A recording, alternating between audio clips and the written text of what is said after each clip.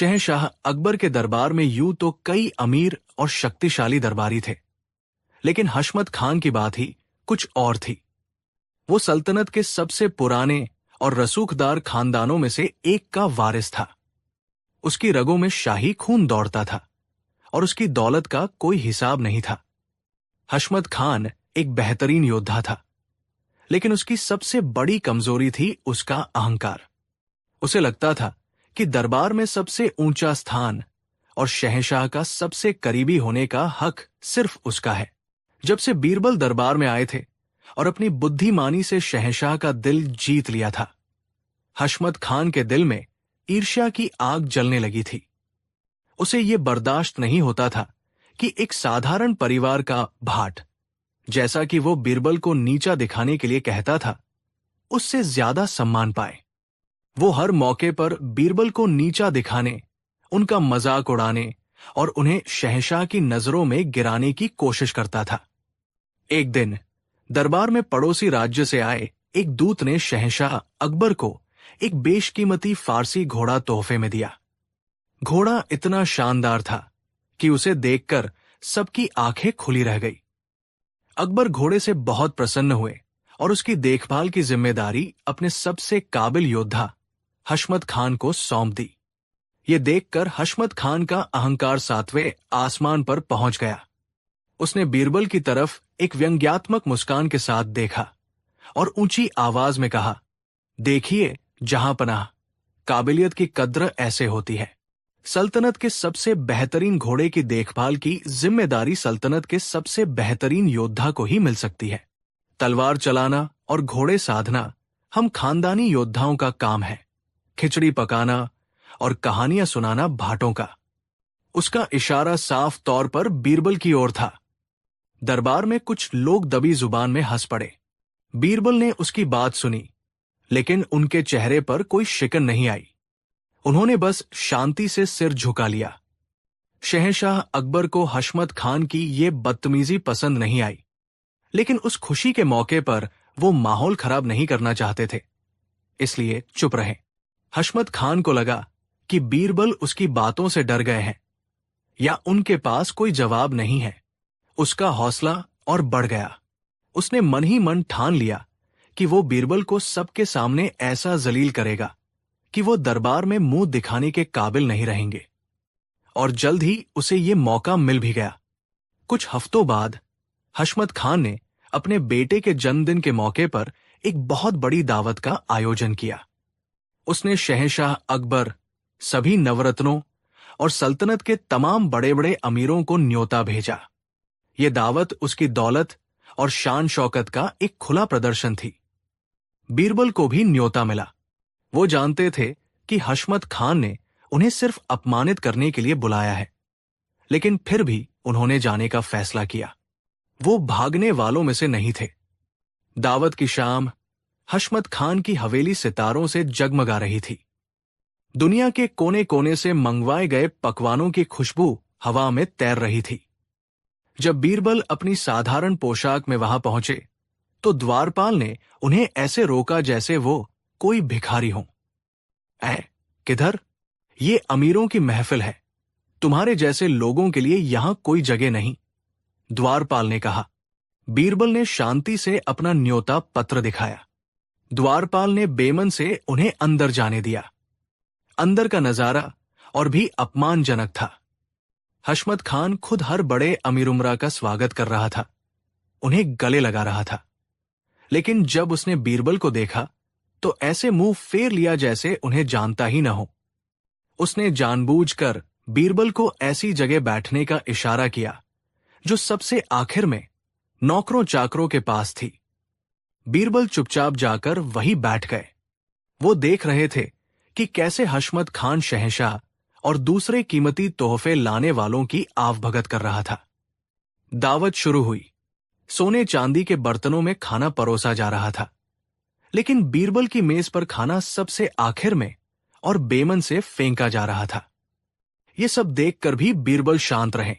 उनके चेहरे पर न गुस्सा था न उदासी, बस एक गहरी शांत मुस्कान थी जो हशमत खान को और भी ज्यादा बेचैन कर रही थी। उसे लग रहा था कि उसका अपमान बीरबल पर कोई असर ही नहीं कर रहा है। अपमान को और गहरा करने के लिए हशमत खान अपनी जगह से उठा और हाथ में शरबत का एक जाम लेकर बीरबल के पास आया। उसने बड़ी मीठी आवाज में लेकिन जहरीले शब्दों में कहा, अरे बीरबल जी, आप यहां अकेले क्यों बैठे हैं? हमें तो पता ही नहीं चला कि आप भी आए हैं। आपकी पोशाक इतनी साधारण है कि आप भीड़ में खो ही गए। खैर कोई बात नहीं, ये लीजिए, ये खास शर्बते-इस्त पीजिए। ये हमने खास आपके लिए बनवाया है। ये कहकर उसने शरबत का जाम बीरबल को दिया और जैसे ही बीरबल ने उसे पकड़ा, हशमत खान ने जानबूझकर अपना हाथ थोड़ा झटका दिया। शरबत का पूरा जाम बीरबल के कपड़ों पर गिर गया। उनके कपड़े पूरी तरह से भीग गए और उन पर दाग लग गया। ओह, माफ कीजिएगा, गलती हो गई, हशमत खान ने झूठी माफी मांगते हुए कहा और जोर जोर से हंसने लगा। उसके साथी भी उसका साथ देने लगे। अब अपमान की हद हो चुकी थी। पूरी महफिल की नजरें बीरबल पर थी। सबके मन में एक ही सवाल था, अब बीरबल क्या करेंगे? क्या वह इस जिल्लत को बर्दाश्त करेंगे या महफिल छोड़कर चले जाएंगे? शहंशाह अकबर, जो दूर से ये सब देख रहे थे, का चेहरा गुस्से से तमतमा रहा था। बीरबल ने एक नजर अपने भीगे हुए कपड़ों पर डाली। फिर उन्होंने हशमत खान की आंखों में देखा। उनकी आंखों में गुस्सा नहीं, बल्कि एक अजीब सी करुणा थी। वो शांति से अपनी जगह से उठे। उन्होंने न तो हशमत खान से कुछ कहा, न ही किसी और से। वो चुपचाप, बिना कोई प्रतिक्रिया दिए, महफिल से बाहर चले गए। हशमत खान और उसके दोस्तों ने इसे अपनी जीत समझा। डरपोक भाग गया। वो जोर जोर से हंसने लगे। मैंने कहा था ना, मैं उसे मुंह दिखाने के काबिल नहीं छोड़ूंगा। शहंशाह अकबर बहुत निराश हुए। उन्हें लगा कि आज बीरबल ने हार मान ली। लेकिन कहानी अभी खत्म नहीं हुई थी। असली खेल तो अब शुरू होने वाला था। लगभग 1 घंटे बाद, जब महफिल अपने पूरे शबाब पर थी, दावत के मुख्य द्वार पर एक शाही बग्घी आकर रुकी। उसमें से जो शख्स उतरा, उसे देखकर सबकी आंखें फटी की फटी रह गई। वो बीरबल थे, लेकिन इस बार वो अपनी साधारण पोशाक में नहीं थे। उन्होंने सोने के तारों से कढ़ी हुई, हीरों और मोतियों से जड़ी एक बेशकीमती शाही पोशाक पहनी हुई थी, जो शायद शहंशाह के अलावा किसी और के पास नहीं होगी। उनके सिर पर एक शानदार पगड़ी थी और पैरों में मखमल की जूतियां। वो किसी दरबारी नहीं, बल्कि किसी शहजादे की तरह लग रहे थे। जैसे ही बीरबल ने महफिल में कदम रखा, एक सन्नाटा छा गया। जो लोग 1 घंटे पहले उन पर हंस रहे थे, अब हैरत से उनका मुंह देख रहे थे। हशमत खान की तो जैसे सांस ही रुक गई। बीरबल इस बार रुके नहीं। वो सीधे चलते हुए महफिल के बीचों बीच सबसे मुख्य मेज की ओर बढ़े। उन्होंने किसी से बात नहीं की। वो जाकर अपनी कुर्सी पर बैठ गए। अब बीरबल ने कुछ ऐसा किया जिसकी किसी ने कल्पना भी नहीं की थी। उन्होंने अपनी थाली में से एक गर्मा गर्म शाही कबाब उठाया और उसे अपनी कीमती पोशाक की आस्तीन में डालने लगे। खाओ मेरे कीमती लिबास, खाओ, ये शाही कबाब तुम्हारे लिए है। फिर उन्होंने एक चम्मच खीर उठाई और उसे अपनी पगड़ी पर डालने लगे। ये मीठी खीर तुम्हारे लिए है, मेरी शानदार पगड़ी। उन्होंने शरबत का जाम उठाया और अपनी जूतियों पर उड़ेल दिया। ये शरबत तुम्हारे लिए है, मेरी मखमल की जूतियों। बीरबल ये सब इतने स्वाभाविक तरीके से कर रहे थे कि पूरी महफिल स्तब्ध रह गई। लोगों को लगा कि शायद अपमान से बीरबल का दिमाग खराब हो गया है। हशमत खान दौड़कर उनके पास आया। ये आप क्या कर रहे हैं? बीरबल जी, आप पागल हो गए हैं क्या? खाना कपड़ों को नहीं, खुद खाया जाता है, हशमत खान ने घबराहट में कहा। अब बीरबल ने पहली बार अपना मुंह खोला। वो अपनी जगह से उठे और उनकी आवाज पूरे हॉल में गूंज उठी। पागल मैं नहीं, शायद इस महफिल की रीत ही कुछ ऐसी है, हशमत खान साहब। उन्होंने हशमत खान की आंखों में देखते हुए कहा, जब मैं 1 घंटे पहले अपने साधारण कपड़ों में यहां आया था, तो मैं वही बीरबल था जिसे शहंशाह अपना सलाहकार मानते हैं। मेरे अंदर वही बुद्धि थी, वही ज्ञान था। लेकिन तब किसी ने मेरी कद्र नहीं की। मुझे अपमानित किया गया, मेरा तिरस्कार किया गया, मुझे बैठने तक की सही जगह नहीं दी गई। और अब बीरबल ने अपनी शाही पोशाक की ओर इशारा करते हुए कहा, जब मैं इन कीमती कपड़ों में आया हूं तो अचानक से मुझे इज्जत मिलने लगी है। सब मुझे हैरत से देख रहे हैं। इसका मतलब तो यही हुआ कि इस महफिल में दावत मुझे यानी बीरबल को नहीं दी गई है, बल्कि मेरे इन कपड़ों को दी गई है। उन्होंने अपनी आवाज और बुलंद की, तो जब दावत मेरे कपड़ों के लिए है तो खाना भी तो इन्हें ही खाना चाहिए। मैं क्यों खाऊं? ये शाही कबाब, ये मीठी खीर, ये सब मेरे इन कपड़ों की वजह से है, मेरी वजह से नहीं। बीरबल के हर शब्द एक तीर की तरह थे, जो सीधे हशमत खान और उसके जैसे सोचने वाले हर अमीर के दिल में लग रहे थे। उन्होंने अपनी बात पूरी की।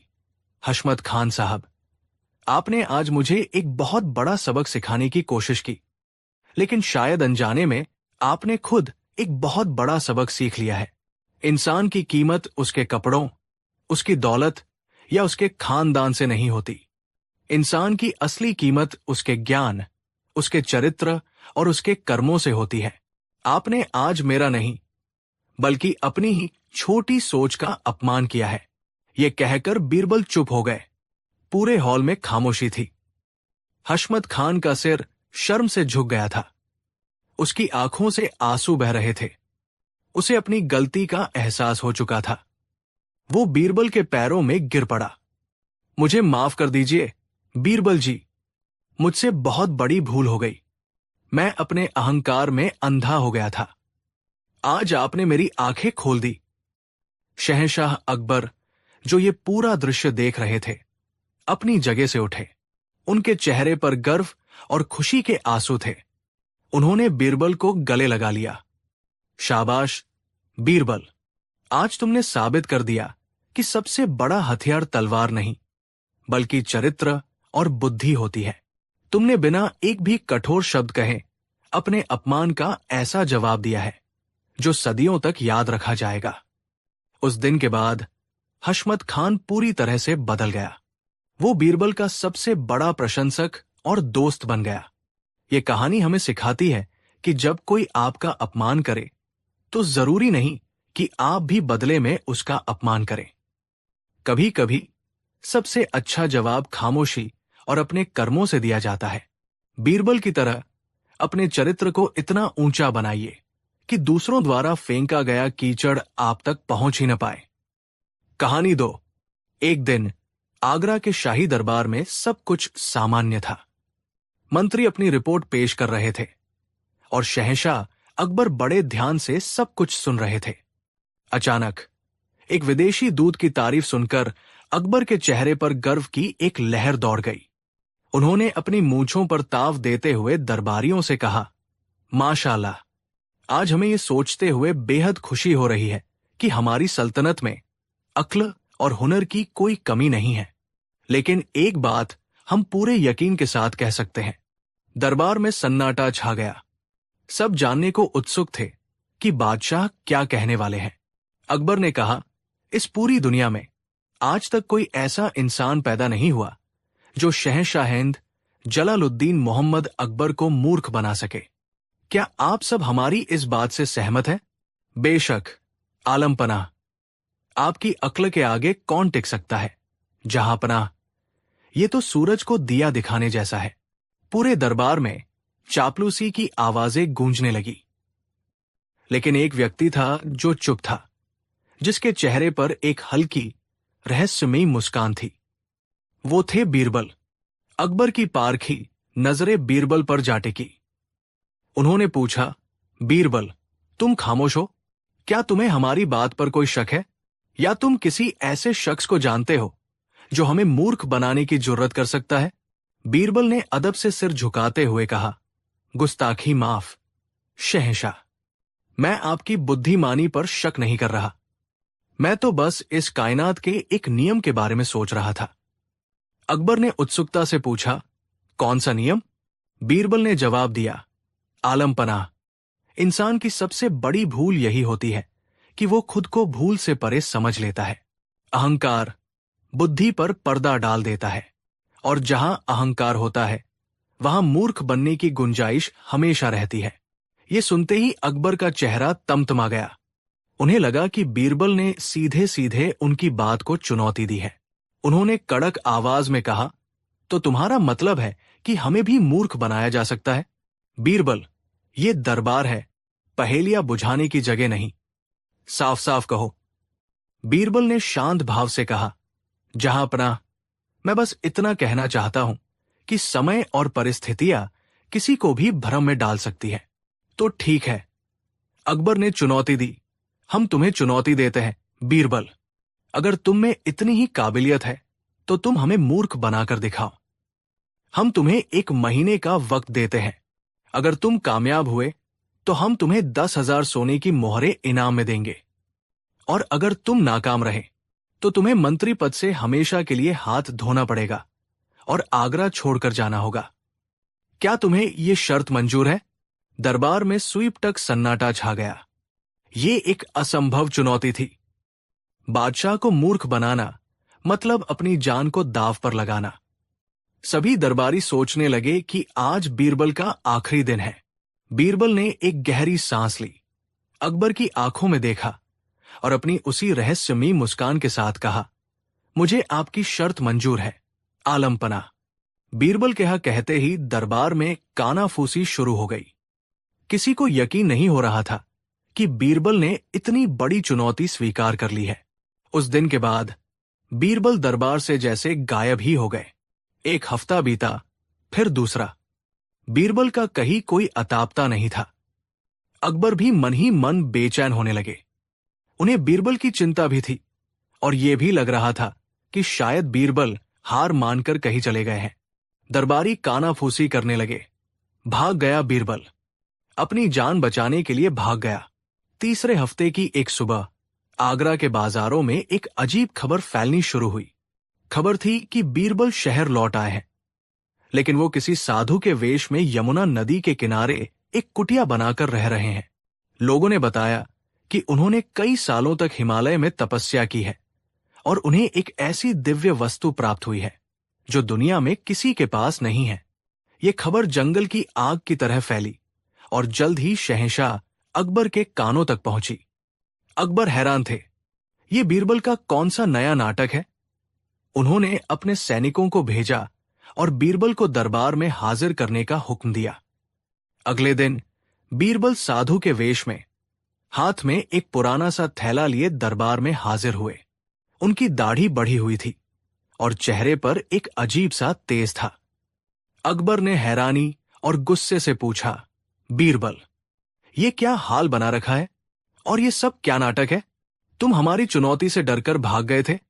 बीरबल ने शांत स्वर में कहा, नहीं जहांपनाह, मैं आपकी चुनौती से भागा नहीं, बल्कि उसे पूरा करने के लिए समाधान खोजने गया था। मैं हिमालय की कंदराओं में एक महान सिद्ध पुरुष से मिला। उनकी सेवा करने पर उन्होंने मुझे एक ऐसी चीज दी है जो तीनों लोकों में अद्वितीय है। यह कहकर बीरबल ने अपने थैले में हाथ डाला और एक मखमली कपड़े में लिपटी कोई चीज बाहर निकाली। पूरा दरबार उसे देखने के लिए उत्सुक हो गया। अकबर ने पूछा, क्या है ये? बीरबल ने बताया, आलम पनाह, यह है सत्यदर्शी मणि, एक ऐसा पारदर्शी पत्थर जिसके आर पार देखने पर किसी भी इंसान का असली चरित्र दिख जाता है। यह बता देता है कि कौन वफादार है और कौन गद्दार, कौन पुण्यात्मा है और कौन पापी। दरबार में सनसनी फैल गई। अगर यह सच था तो कई दरबारियों की पोल खुल सकती थी। अकबर ने संदेह से कहा, हम कैसे मान ले कि यह सच है? हमें दिखाओ इसका कमाल। बीरबल ने सिर झुकाकर कहा, जरूर जहांपनाह, लेकिन इस मणि की एक शर्त है। कैसी शर्त? अकबर ने पूछा। ये मणि अपनी दिव्य शक्ति के कारण केवल उसी इंसान को अदृश्य यानी इनविजिबल लगती है जिसके खून में कोई खोट हो, यानी जो अपने माता पिता की असली संतान न हो। एक सच्चा और नेक खून वाला इंसान ही इसके तेज को देख सकता है। ये सुनते ही दरबार में एक अजीब सी खामोशी छा गई। ये एक ऐसी शर्त थी जिसे कोई भी स्वीकार नहीं कर सकता था। ये कहना कि मुझे मणि नहीं दिख रही, अपने ही चरित्र और वंश पर सवाल उठाने जैसा था। बीरबल ने एक ऐसा जाल बुना था जिसमें हर कोई फंसने के लिए मजबूर था। अकबर को बीरबल की चालाकी का थोड़ा अंदाजा हुआ, लेकिन वो भी उत्सुक थे कि आगे क्या होगा। उन्होंने आदेश दिया, ठीक है, हम इसकी परीक्षा लेंगे। कल एक विशेष दरबार लगाया जाए। हम सभी दरबारियों और खुद इस मणि को देखेंगे। बीरबल मुस्कुराए। उनकी योजना का पहला चरण सफल हो चुका था। अगले दिन शाही दरबार खचाखच भरा हुआ था। हर कोई उस जादुई सत्यदर्शी मणि को देखने के लिए बेताब था। एक तरफ उत्सुकता थी तो दूसरी तरफ एक अनजाना डर। बीरबल अपने साधु वाले वेश में ही दरबार में आए। उनके हाथ में एक बेहद खूबसूरत सोने की नक्काशी वाला संदूक था। उन्होंने संदूक को अकबर के सिंहासन के पास एक मेज पर रख दिया। बीरबल ने ऊंची आवाज में कहा, दरबारियों, आज आप उस दिव्य मणि के दर्शन करेंगे जो सच और झूठ का फैसला करती है। याद रखिएगा, ये सिर्फ उसे ही नहीं दिखेगी जिसके खून में खोट होगा। बीरबल ने धीरे धीरे संदूक खोला। सबकी सांसें रुक गई।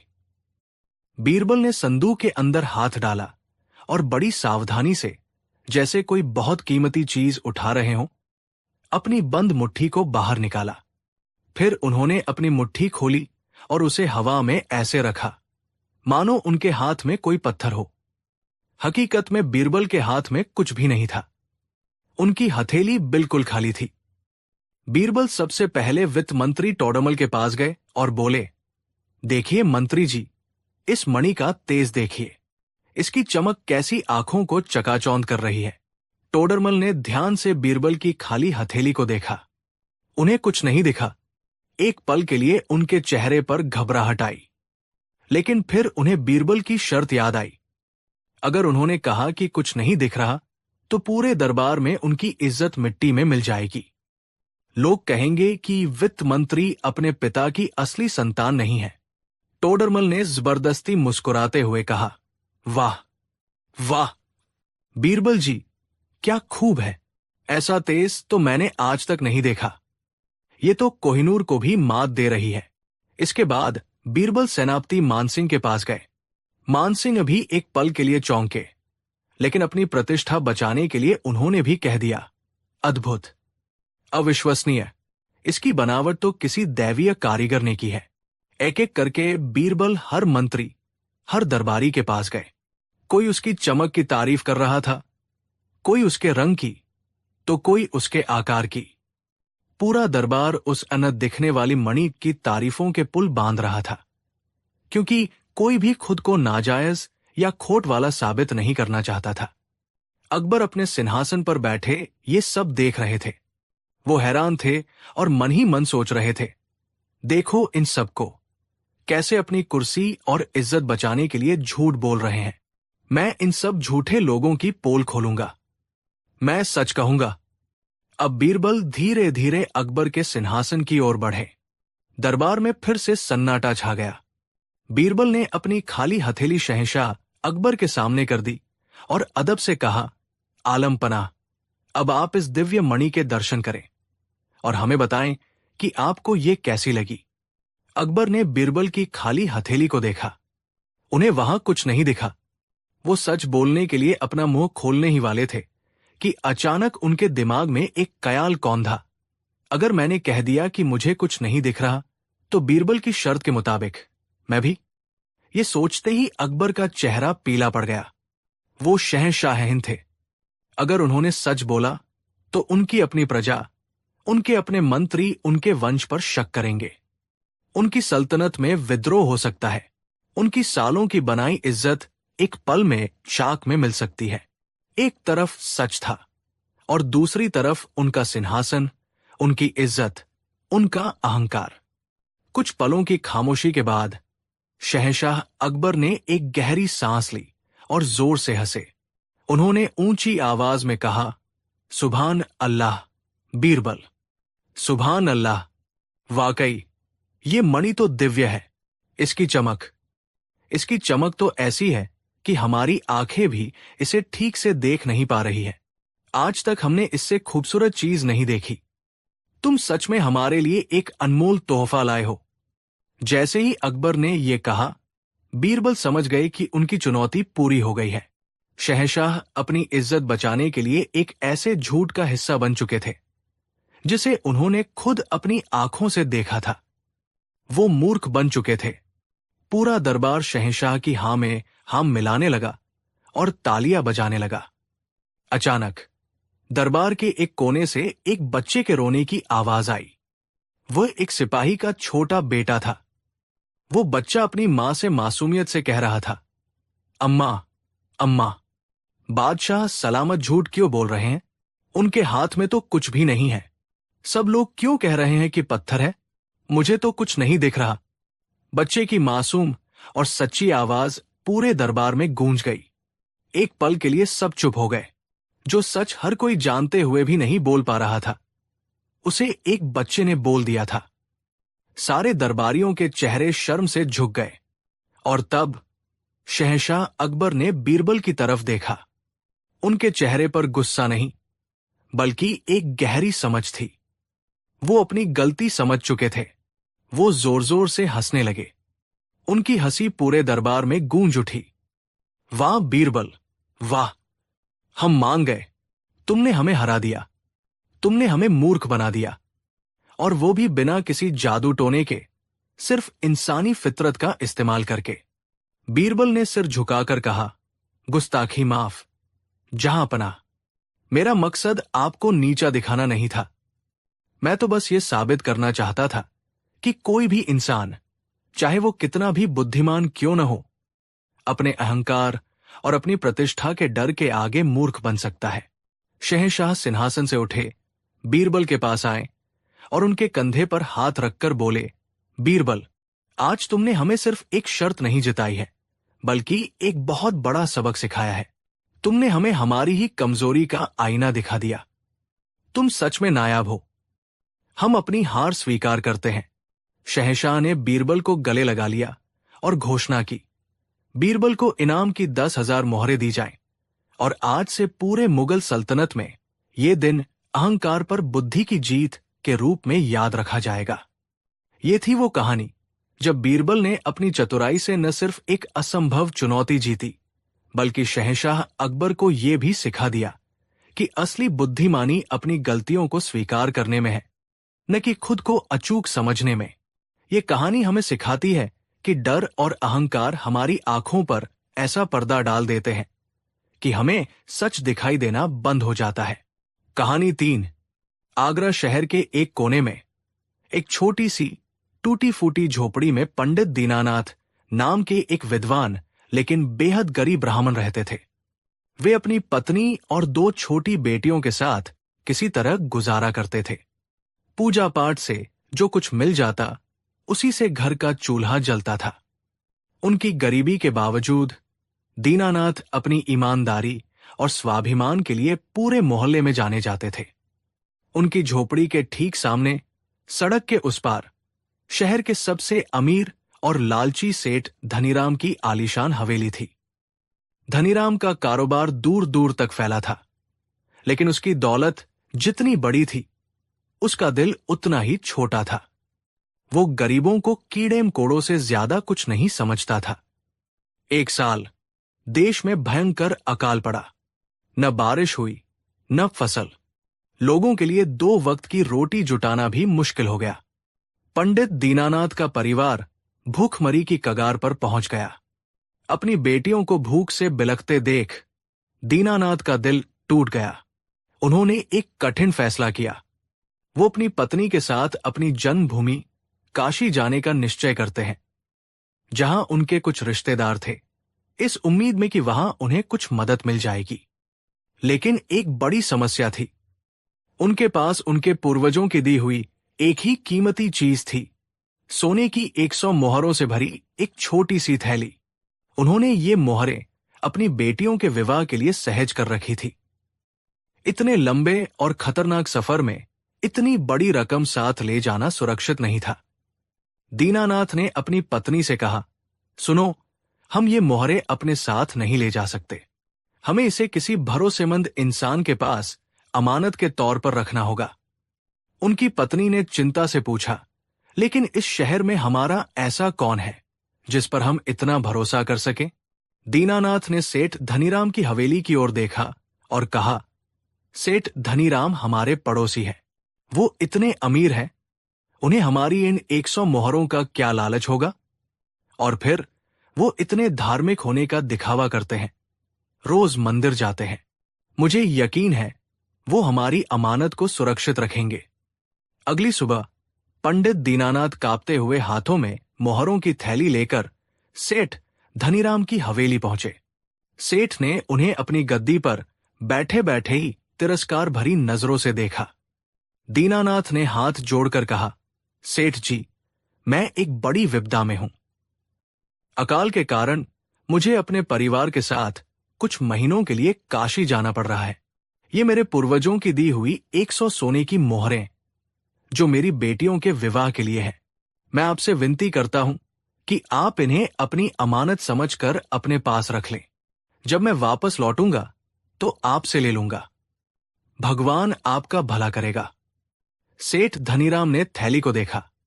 100 सोने की मोहरें। उसकी आंखों में एक पल के लिए लालच की चमक कौंधी, लेकिन उसने फौरन खुद को संभाल लिया। उसने सोचा, ये गरीब ब्राह्मण कभी लौटकर नहीं आएगा, रास्ते में ही भूख प्यास से मर जाएगा। ये मोहरें तो मुफ्त में ही मेरी हो गई। उसने बड़ा धर्मात्मा बनने का नाटक करते हुए कहा, अरे पंडित जी, आप चिंता क्यों करते हैं? आप हमारे पड़ोसी हैं।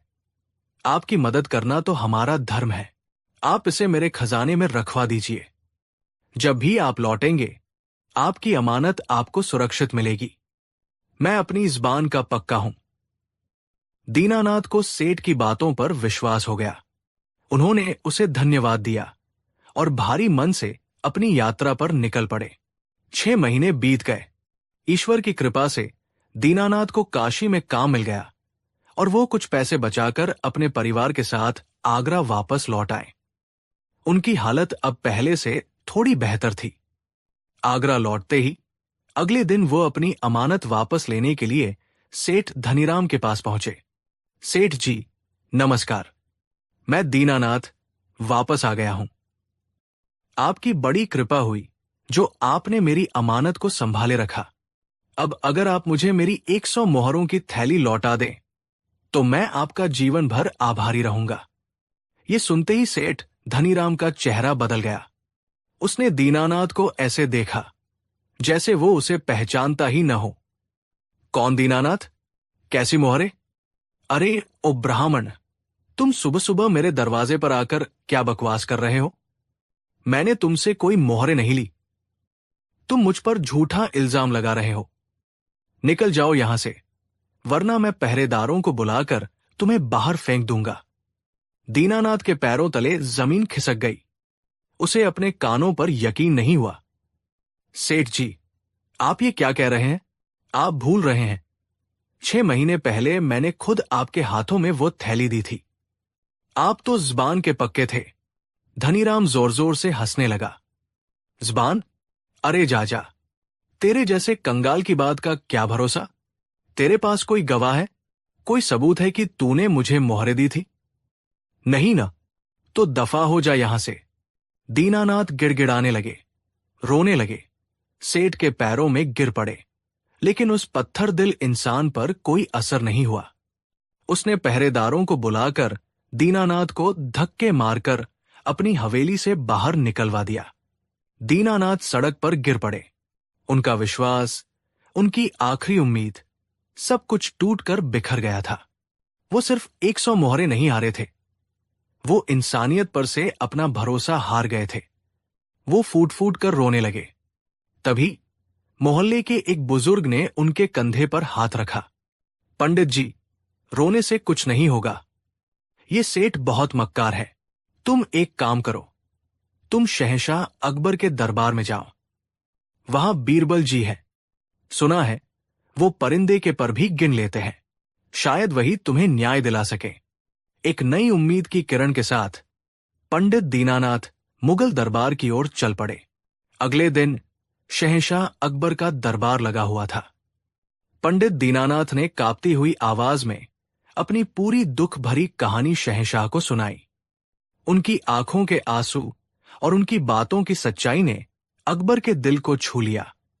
उन्होंने तुरंत सेठ धनीराम को दरबार में हाजिर करने का हुक्म दिया। सेठ धनीराम पूरे आत्मविश्वास के साथ दरबार में आया। उसने कसम खाकर कहा कि वो इस ब्राह्मण को जानता तक नहीं और इसने आज तक उसे कोई अमानत नहीं दी है। अकबर ने दीनानाथ से पूछा, पंडित जी, क्या आपके पास कोई गवाह है? दीनानाथ ने सिर झुकाकर कहा, नहीं जहांपनाह। जब मैंने सेठ जी को मोहरे दी थी तब हमारे बीच कोई तीसरा नहीं था। मेरा गवाह तो बस मेरा भगवान और सेठ जी की अंतरात्मा है। मामला फिर से उलझ गया। एक तरफ एक गरीब ब्राह्मण की जुबानी गवाही थी और दूसरी तरफ एक अमीर सेठ का साफ इनकार। बिना सबूत के न्याय करना मुश्किल था। अकबर ने बीरबल की ओर देखा। बीरबल, अब यह मामला तुम्हारे हवाले है। हमें सच का पता लगाना है। बीरबल अपनी जगह से उठे और उन दोनों के पास गए। उन्होंने दोनों को गौर से देखा। फिर वो दीनानाथ की ओर मुड़े। पंडित जी, आप कह रहे हैं कि आपने सेठ जी को मोहरों की थैली दी थी। क्या आपको याद है कि आपने ये थैली उन्हें किस जगह पर दी थी? हवेली के अंदर, बाहर, किसी कमरे में? दीनानाथ ने थोड़ा सोचकर कहा, बीरबल जी, मुझे अच्छी तरह याद है। मैं सेठ जी की हवेली के बाहर खड़ा था। वो अपनी गद्दी पर बैठे थे। ठीक सामने एक बड़ा सा इमली का पेड़ है। मैंने उसी पेड़ के नीचे खड़े होकर उन्हें वह थैली दी थी। इमली का पेड़, बीरबल ने दोहराया, जैसे ये कोई बहुत महत्वपूर्ण सुराग हो। बीरबल सेठ धनीराम की ओर मुड़े। सेठ जी, क्या आपकी हवेली के सामने इमली का कोई पेड़ है? सेठ ने लापरवाही से कहा, हां, है। एक बहुत पुराना पेड़ है। तो क्या? बीरबल मुस्कुराए। तो ये कि अब हमें हमारा गवाह मिल गया है। वो इमली का पेड़ ही इस मामले में गवाही देगा। ये सुनते ही पूरा दरबार हंसने लगा। सेठ धनीराम ने व्यंग्य से कहा, वाह बीरबल जी, वाह, क्या दिमाग पाया है। अब एक पेड़ आकर बोलेगा? आप तो मेरा और दरबार का समय बर्बाद कर रहे हैं। बीरबल ने गंभीरता से कहा, पेड़ बोलेगा नहीं, लेकिन वो सच जरूर बताएगा। पंडित दीनानाथ, आप अभी जाइए और उस पेड़ से कहिए कि बीरबल ने उसे गवाही के लिए दरबार में बुलाया है। दीनानाथ हैरान रह गए। जी, मैं एक पेड़ को कैसे बुला सकता हूं? जैसे मैं कह रहा हूं वैसे ही कीजिए, बीरबल ने जोर देकर कहा। उससे कहिए कि अगर वो नहीं आया तो बादशाह का हुक्म न मानने के जुर्म में उसे कटवा दिया जाएगा। जाइए, और जब तक आप उसे लेकर नहीं आते हम यही आपका इंतजार करेंगे। बेचारे दीनानाथ के पास कोई और चारा नहीं था। वो एक बेजान पेड़ को बुलाने के लिए दरबार से चले गए। पंडित दीनानाथ के जाने के बाद दरबार में इंतजार का लंबा सिलसिला शुरू हो गया। बीरबल ने जानबूझकर दरबार की कार्यवाही को रोक दिया। वो अकबर से और बाकी मंत्रियों से इधर-उधर की हल्की फुल्की बातें करने लगे। मौसम कैसा है, बाजार में क्या नया आया है, वगैरह वगैरह। सेठ धनीराम अपनी जगह पर बेचैनी से बैठा था। उसे लग रहा था कि बीरबल उसका मजाक उड़ा रहे हैं। 1 घंटा बीता, फिर दूसरा। दीनानाथ का कहीं कोई अतापता नहीं था। सेठ की बेचैनी बढ़ती जा रही थी। वो बार बार दरबार के दरवाजे की ओर देख रहा था। बीरबल ने ये सब देख लिया था। वो सेठ के मनोविज्ञान से खेल रहे थे। उन्होंने अचानक सेठ से पूछा, सेठ जी, क्या बात है, बड़े परेशान लग रहे हैं? पंडित जी को गए हुए काफी वक्त हो गया। आपको क्या लगता है वो अब तक उस पेड़ तक पहुंच गए होंगे? ये एक साधारण सा सवाल था, लेकिन यही बीरबल का जाल था। सेठ धनीराम, जो उस वक्त पूरी तरह से अपनी ही दुनिया में खोया हुआ था, बिना सोचे समझे चिढ़कर बोल पड़ा, कहां पहुंचे होंगे अभी? वो पेड़ यहां से बहुत दूर है, पैदल जाने और आने में तो शाम हो जाएगी। वो बुढ़ा तो रास्ते में ही थककर बैठ गया होगा। जैसे ही सेठ ने ये वाक्य बोला, दरबार में एक गहरा सन्नाटा छा गया। बीरबल के चेहरे पर एक विजयी मुस्कान तैर गई। उन्होंने तुरंत शहंशाह अकबर की ओर देखा। जहांपनाह, इंसाफ हो चुका है। अपराधी ने अपना गुनाह खुद कबूल कर लिया है। सेठ धनीराम को अपनी गलती का एहसास हुआ।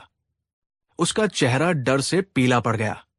नहीं, नहीं, मेरा मतलब ये नहीं था। मैं तो बस अंदाजा लगा रहा था। लेकिन अब बहुत देर हो चुकी थी।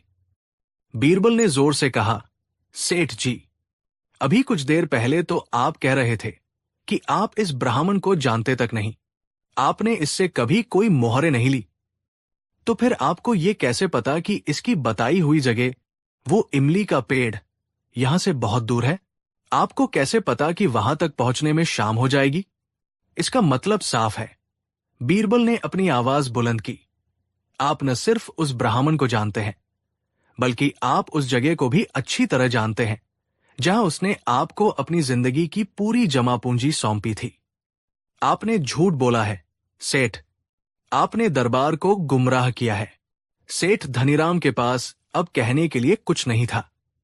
वो बीरबल के बुने हुए मनोवैज्ञानिक जाल में बुरी तरह फंस चुका था। उसने शहंशाह के पैरों में गिरकर अपना गुनाह कबूल कर लिया। थोड़ी देर बाद पंडित दीनानाथ भी हाफते हुए दरबार में पहुंचे। उन्होंने उदासी से कहा, बीरबल जी, मैंने पेड़ से बहुत कहा, उसे धमकी भी दी, लेकिन वो अपनी जगह से हिला तक नहीं। बीरबल मुस्कुराए और उनके कंधे पर हाथ रखा। पंडित जी, आपको चिंता करने की कोई जरूरत नहीं है। वो पेड़ यहां आए बिना ही अपनी गवाही दे गया है। आपकी अमानत आपको वापस मिलेगी। शहंशाह अकबर बीरबल की इस अनोखी न्यायशैली से एक बार फिर प्रभावित हुए। उन्होंने हुक्म दिया कि सेठ धनीराम की संपत्ति से पंडित दीनानाथ की 100 मोहरें तुरंत वापस की जाए और धोखेबाजी और दरबार में झूठ बोलने के जुर्म में सेठ को 100 मोहरों का अतिरिक्त जुर्माना लगाया जाए, जो इनाम के तौर पर पंडित दीनानाथ को दिया जाएगा। इसके अलावा सेठ को 1 महीने के लिए कारागार में डाल दिया गया।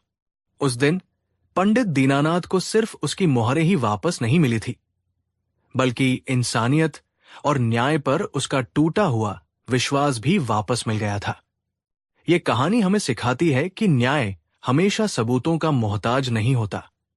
कभी कभी सच इंसानी व्यवहार, उसकी छोटी छोटी गलतियों और उसके अवचेतन मन में छिपा होता है, और उस सच को बाहर निकालने के लिए तलवार की नहीं, बीरबल जैसी पारखी नजर की जरूरत होती है। कहानी 4। आगरा का शाही दरबार अपनी पूरी शानो शौकत से सजा हुआ था। शहंशाह अकबर अपने तख्त पर विराजमान थे और उनके नवरत्न अपने अपने स्थानों पर।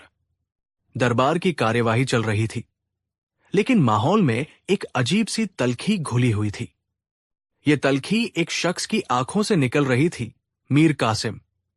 मीर कासिम सल्तनत के एक पुराने और अमीर उमरा का बेटा था। वो खुद को पैदाइशी हकदार समझता था और उसे ये बात कांटे की तरह चुभती थी कि एक साधारण परिवार से आया महेशदास यानी बीरबल शहंशाह का सबसे करीबी और भरोसेमंद सलाहकार कैसे बन गया। मीर कासिम को लगता था कि बीरबल की जगह पर उसका हक है। वो बीरबल को नीचा दिखाने का कोई मौका नहीं छोड़ता था, लेकिन हर बार बीरबल अपनी चतुराई से उसे निरुत्तर कर देते। एक दिन दरबार में लगान की एक नई नीति पर बहस छिड़ी। मीर कासिम ने बड़े बड़े आंकड़ों और जटिल शब्दों का इस्तेमाल करके ये साबित करने की कोशिश की कि उसकी योजना सल्तनत के लिए सबसे बेहतर है। उसकी दलीलें सुनकर कई मंत्री प्रभावित हुए। जब बीरबल की बारी आई तो उन्होंने कोई आंकड़ा पेश नहीं किया। उन्होंने बस एक छोटी सी कहानी सुनाई। एक किसान की कहानी जो अपनी गाय से बहुत प्यार करता था, लेकिन दूध ज्यादा निकालने के लालच में उसे इतना कम चारा देने लगा कि गाय बीमार पड़ गई और उसने दूध देना ही बंद कर दिया। कहानी खत्म करके बीरबल ने शांति से कहा, आलम पनाह, प्रजा हमारी गाय है और लगान उसका दूध। अगर हम मीर कासिम की योजना के अनुसार दूध ज्यादा निकालने के लालच में प्रजा पर बोझ बढ़ा देंगे तो हमारी सल्तनत की गाय ही बीमार पड़ जाएगी। मेरी नीति सरल है, प्रजा को खुशहाल रखें, सल्तनत का खजाना खुद ब खुद भरता रहेगा। शहंशाह अकबर बीरबल की इस सरल लेकिन गहरी बात से इतने प्रभावित हुए कि उन्होंने बीरबल की नीति पर मुहर लगा दी और मीर कासिम का प्रस्ताव खारिज कर दिया। दरबार में मीर कासिम का चेहरा अपमान से लाल हो गया। आज उसे अपनी हार बहुत बुरी तरह चुभी थी।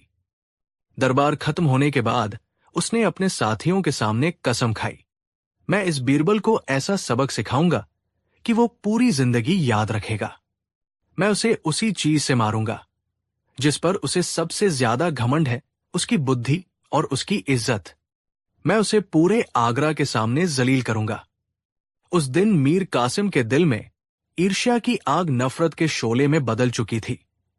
उसने एक ऐसी योजना बनाई जो बाहर से दोस्ती का लिबास ओढ़े थी, लेकिन अंदर से जहर से भरी थी। कुछ हफ्ते बीत गए। मीर कासिम का व्यवहार एकदम बदल गया। वो दरबार में बीरबल से बड़ी नरमी और दोस्ती से पेश आने लगा। बीरबल उसकी चालाकी को समझते थे, लेकिन उन्होंने कोई प्रतिक्रिया नहीं दी। वे बस खामोशी से सही वक्त का इंतजार कर रहे थे।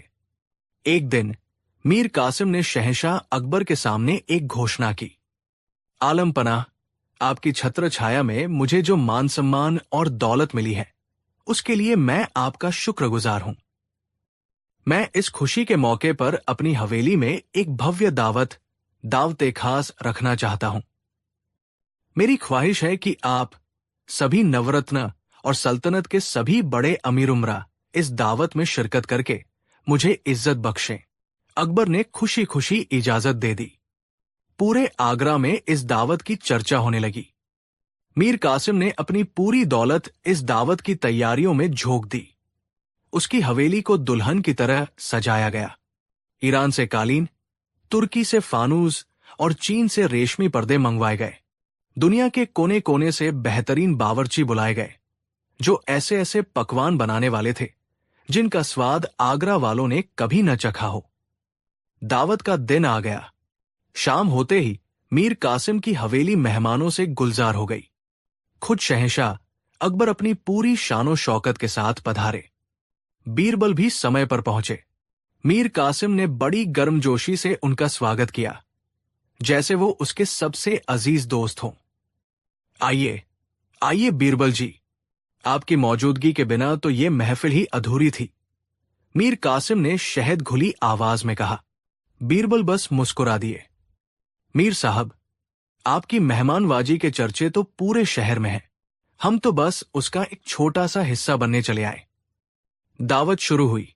एक से बढ़कर एक लजीज पकवान परोसे जा रहे थे। मेहमान उंगलियां चाट रहे थे और मीर कासिम की तारीफों के पुल बांध रहे थे। माहौल पूरी तरह खुशनुमा था, लेकिन ये तूफान से पहले की शांति थी। जब दावत अपने चरम पर थी, मीर कासिम अपनी जगह से उठा और शहंशाह से इजाजत लेकर बोला, आलम पनाह और मेरे अजीज मेहमानों, आज मेरी जिंदगी का सबसे खुशनसीब दिन है, लेकिन मैं आज एक खास मेहमान का खास तरीके से शुक्रिया अदा करना चाहता हूं। एक ऐसे मेहमान जिनकी अक्ल का लोहा पूरी दुनिया मानती है और जिनकी सोहबत में रहने का फख्र मुझे हासिल है, मेरे दोस्त बीरबल। सबकी निगाहें बीरबल पर टिक गई। बीरबल समझ गए कि अब वो पल आने वाला है जिसके लिए ये सारा नाटक रचा गया था। मीर कासिम ने अपने एक खादिम को इशारा किया। वो खादिम चांदी के एक खास तश्तरी लेकर आया जो एक रेशमी कपड़े से ढकी हुई थी। मीर कासिम ने कहा, बीरबल जी, मैंने आपके लिए एक बहुत ही खास और नायाब तोहफा मंगवाया है। ये एक ऐसी नेमत है जो ऊपर से सख्त और साधारण दिखती है, लेकिन इसके अंदर मिठास का खजाना छुपा है। इसे खाने का तरीका भी बहुत खास है। उसने तश्तरी से कपड़ा हटाया। अंदर कुछ और नहीं बल्कि गन्ने के कुछ टुकड़े रखे थे। पूरे हॉल में एक अजीब सी खामोशी छा गई। कहाँ सोने चांदी के बर्तनों में परोसे जा रहे शाही पकवान और कहा यह साधारण सा गन्ना। ये साफ साफ एक अपमान था। मीर कासिम ने अपनी जहरीली मुस्कान के साथ आगे कहा, बीरबल जी, इसकी खासियत यह है कि इसकी मिठास पाने के लिए इसे दांतों से खूब चबाना और चूसना पड़ता है। इंसान को पूरी मेहनत लगाकर इसका रस निकालना पड़ता है, और जब रस खत्म हो जाता है तो जो बचता है उसे बेइज्जत करके जमीन पर फेंक दिया जाता है। मुझे लगा, आपसे बेहतर इस तोहफे की कद्र और कौन कर सकता है। अब अपमान शीशे की तरह साफ था। मीर कासिम का इशारा था कि बीरबल भी एक गन्ने की तरह है, जिन्हें शहंशाह अपनी जरूरत के लिए चूसा रहे हैं, और जब मतलब निकल जाएगा तो उन्हें कूड़े की तरह फेंक दिया जाएगा। मीर कासिम के दोस्तों ने दबी जुबान में हंसना शुरू कर दिया। बाकी मेहमानों ने शर्म से अपनी नजरें झुका ली। शहंशाह अकबर का चेहरा गुस्से से लाल हो गया।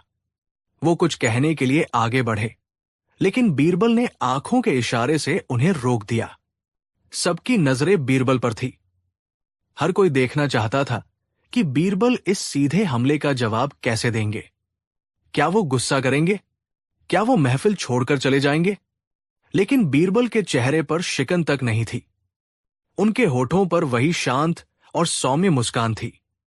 उन्होंने बड़े अदब से वो तश्तरी ली और मीर कासिम का शुक्रिया अदा किया। मीर साहब, आपके इस कीमती और गहरे मतलब वाले तोहफे के लिए मैं आपका तहे दिल से शुक्रगुजार हूं। आपने बिल्कुल सही फरमाया, कुछ चीजों की कद्र पारखी ही कर सकता है।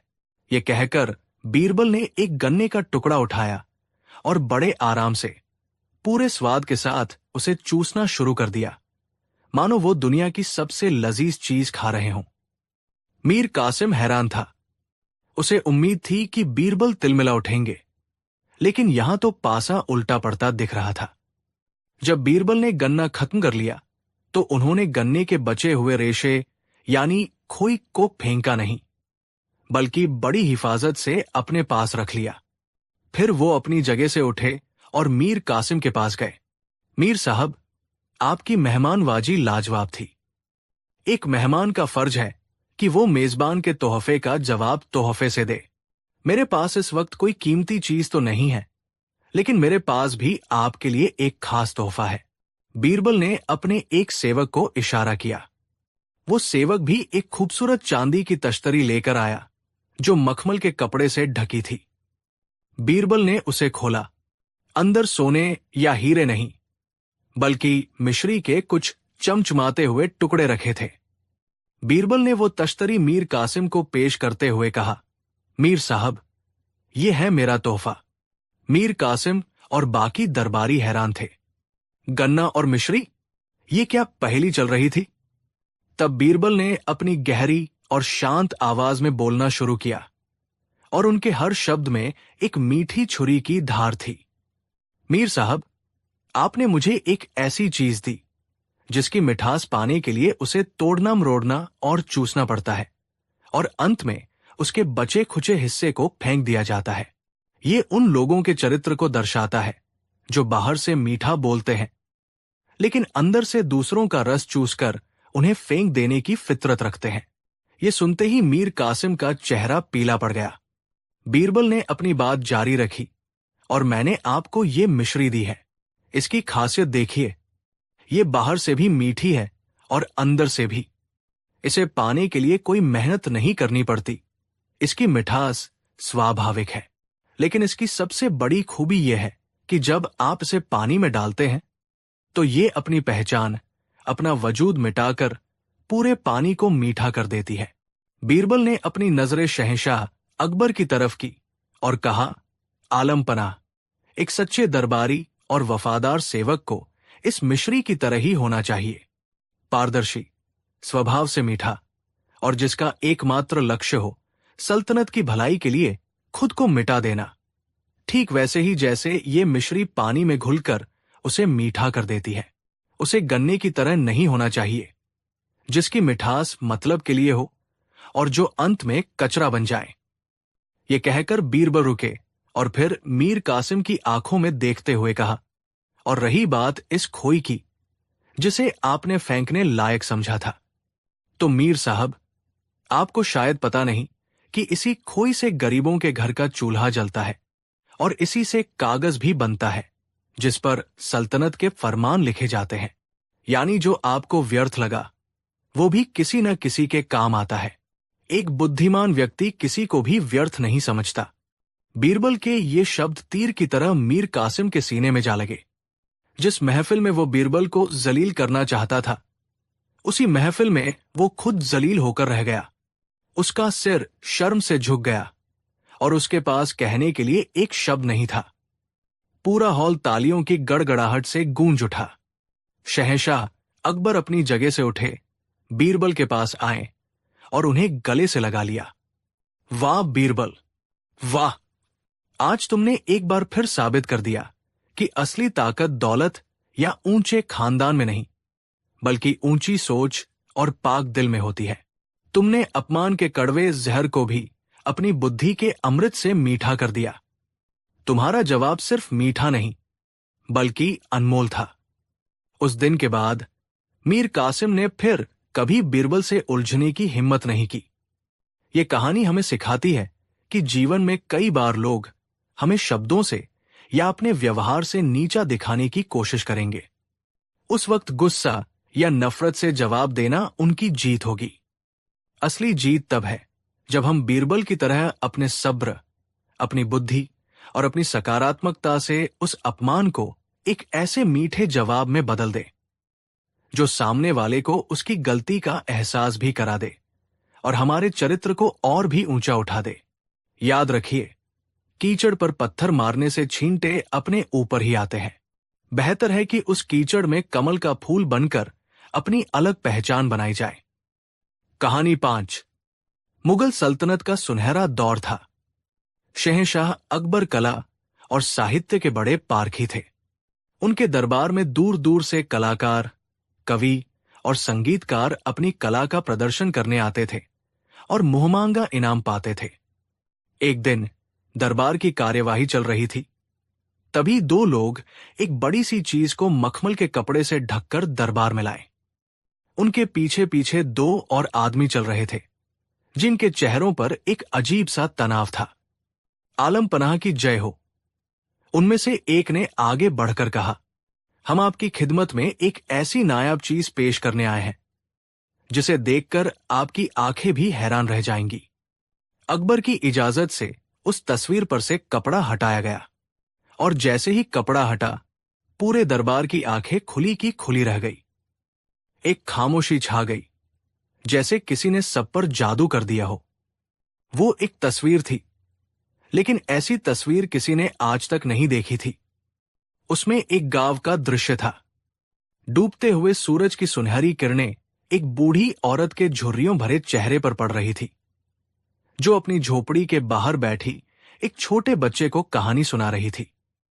उस औरत की आंखों में जिंदगी भर का तजुर्बा और बच्चे के लिए ममता का सागर तैर रहा था।